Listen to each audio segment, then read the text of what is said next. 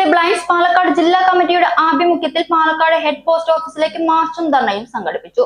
ARTWF vice പ്രസിഡന്റും മുൻ Palakkad MLA-യുമായ KK Divakaran ഉദ്ഘാടനം ചെയ്തു. Kerala federation of the blind Palakkad ജില്ലാ കമ്മിറ്റിയുടെ ആഭിമുഖ്യത്തിൽ ലോട്ടറിക്കുള്ള GST വർധനവിനെതിരെയും മറ്റ് ആവശ്യങ്ങളും ഉന്നയിച്ചുകൊണ്ട് ജില്ലയിലെ കാഴ്ചപരിമിതരായ ലോട്ടറി തൊഴിലാളികളെ അണിനിരത്തി പാലക്കാട് ഹെഡ് പോസ്റ്റ് ഓഫീസിലേക്ക് മാർച്ചും ധർണയും സംഘടിപ്പിച്ചു. സ്റ്റേഡിയം ബസ് സ്റ്റാൻഡ് പരിസരത്ത് നിന്നും പ്രകടനമായി ഹെഡ് പോസ്റ്റ് ഓഫീസിലേക്ക് എത്തിയ പ്രവർത്തകരെ ARTWF വൈസ് പ്രസിഡന്റും മുൻ പാലക്കാട് MLA-യുമായ KK ദിവാകരൻ അഭിസംബോധന ചെയ്ത് സംസാരിച്ചു. KFB സംസ്ഥാന വൈസ് പ്രസിഡന്റ് രാജൻ, KFB ജില്ലാ പ്രസിഡന്റ് VN ചന്ദ്രമോഹൻ, KSB ജില്ലാ സെക്രട്ടറി ഷെരീഫ്, KFB ഭാരവാഹികളായ PV Prashanth, P Prema, A Sukanya, Ratheesh Kumar, Pazhaniyappan, Anilkumar, Devadas തുടങ്ങിയവർ സംസാരിച്ചു. ഗുണഭോക്താവ് എന്ന് പറയുന്നത് നമുക്കൊക്കെ അറിയാവുന്നതുപോലെ അനിൽ അംബാനിയാണ്. യഥാർത്ഥത്തിൽ നമ്മുടെ പ്രധാനമന്ത്രി എന്ന് പറഞ്ഞാൽ നമ്മൾ പാഠപുസ്തകത്തിലും അതുപോലെ തന്നെ ബാക്കിയുള്ള സ്ഥലത്തും ഒക്കെ പഠിക്കുന്നത് മോഡിയാണ് എന്നാണ്.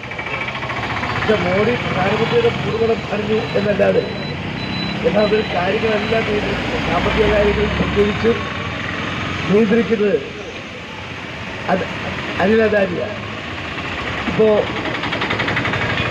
ഇവിടെ നിന്ന് ഇന്ത്യയിൽ നിന്ന് വിദേശ രാജ്യങ്ങളിൽ പോകുമ്പോൾ അദാനിയാണ് കൂടെ ഉണ്ടാകുന്നത്.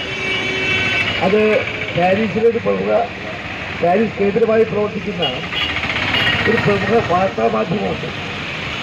എക്സ് എന്നാണ് അതിൻ്റെ അറിയപ്പെടുന്നത്. എക്സ് ഇതിനെ മോഡിയുടെ ഈ സാമ്പത്തിക പരിഷ്കരണങ്ങളിൽ അതുപോലെ തന്നെ നിരവധി തൊഴിലാളികൾക്ക് തൊഴിൽ ലഭിക്കാത്ത ഒരു പുതിയ നയം എന്നുവെച്ചാൽ 2.5 കോടിയോളം ആൾക്കാർക്ക്, അതിൽ പറയുന്നത് 2.5 കോടിയോളം ആൾക്കാരുടെ സ്ഥിരം തൊഴിൽ നഷ്ടപ്പെട്ടു എന്നാണ്. അതായത് 2.5 കോടിയല്ല, 10, 14, 15 കോടിയോളം ആൾക്കാരുടെ സ്ഥിരം തൊഴിൽ നഷ്ടപ്പെട്ടിരിക്കുകയാണ്.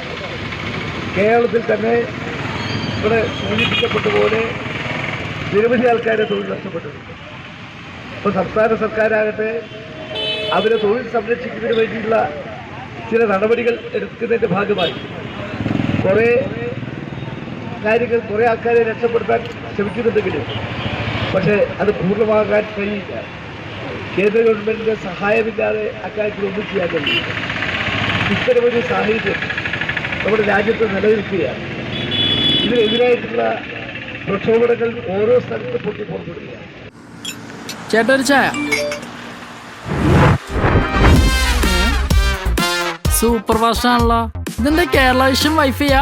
ഫാസ്റ്റ് ഒക്കെ തന്നെ, പക്ഷെ Kerala vision wifi connection free ആണ്. ചായ ഫ്രീ അല്ല, കാശട് Kerala vision free wifi connection. Free ആയി കണക്ട് ആവൂ.